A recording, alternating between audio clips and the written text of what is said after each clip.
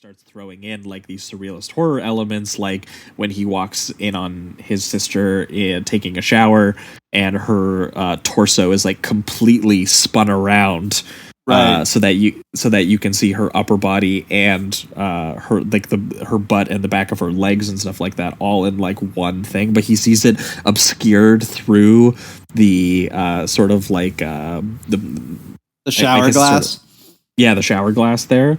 So like he can't 100% say that that's what he saw, but it feels like something is just off every single time. And then like bodies start piling up at the schools. Blanchard shows him the tape where it sounds like his parents and his sisters talking about like these orgies where they're gonna like do this coming out party where she's gonna be given to like the local rich guy whose dad I think is like he's either a judge. I think he's a judge, and then later on we get introduced a bit to like the mayor and stuff like that. And the fact that it like in the first 20 minutes it even includes the dialogue of the dad and the mom having sex with Jenny, who at this point we're assumed is the daughter. So it's just like you have this whole incestuous thing, which I guess is kind of like a play on we have those stories back, especially when there were kings and queens, like the monarchy, where they would literally like only keep the bloodline, you know. So it was, they even say it in the big orgy scene later on. They say in quotes it's a matter of good breeding. Right. Exactly. You got to keep it's how they keep this society that they have alive.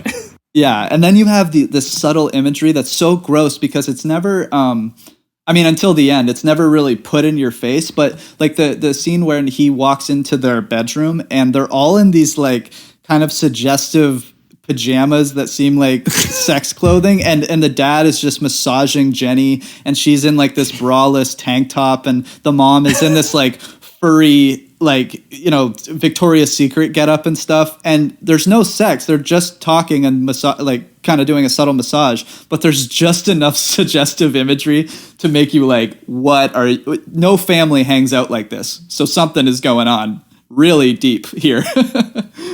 Yeah, there's this weird combination that you get of like what just genuinely is like an 80s teen sex comedy vibe of something that's kind of like absurd and it's a little silly and it's funny. Yeah. But it does really have like this really gross, hostile energy to it at the same time that you can't very really figure predatory. out where it's coming from.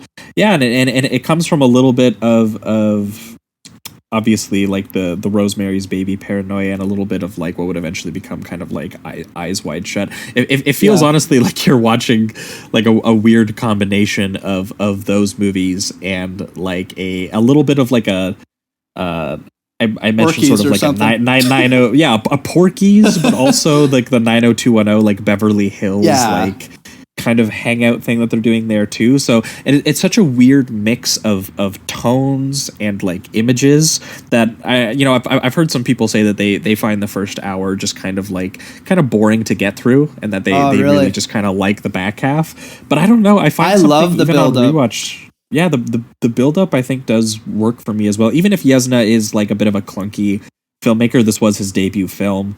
And as a director, you know, he definitely, I guess I will say this is a very blunt force satire. Like it's not like something like with Craven, who really develops and structures a rhythm to his reveals and to his different things. Like Yezna very clearly has one idea. Yeah. And he has one, and it's a good idea.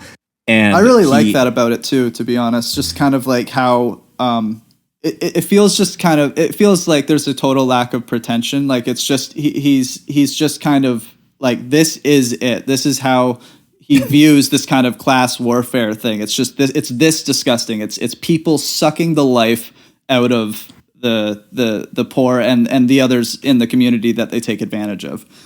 And I like that. So he kind of combines that Rosemary's Baby sort of like gaslighting paranoia cult aspect with a little bit of like They Live with the class violence and the paranoia sci-fi there's aspect. Something hiding, you know.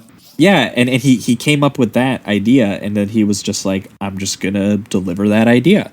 And I think that I would understand people's criticisms a little bit more if the finale wasn't absolutely as insane as it is. That's the thing, it's so in your face. Like, I mean, you have a dude that is a literal butthead, right? Like, I mean, you can't put that kind of image and then have him say, I'm a butthead, and then laugh and not see that this is kind of like, he's trying to be very blatant and very in your face, and just, he's not trying to really mask too much of it. And that makes sense even with the way that he builds it up, because like we were saying, he kind of reveals it in the first 20 minutes. It's just, if you don't exactly know what's going to happen, it might not be exactly obvious, but I think him just outright telling you that right away gives him kind of room to just be as obvious as he wants, kind of just on the nose. And it doesn't bother me too, because your imagination just can't do it justice. Even when or real. You're sitting there going, I know where this is going. Like, he's being obvious about it.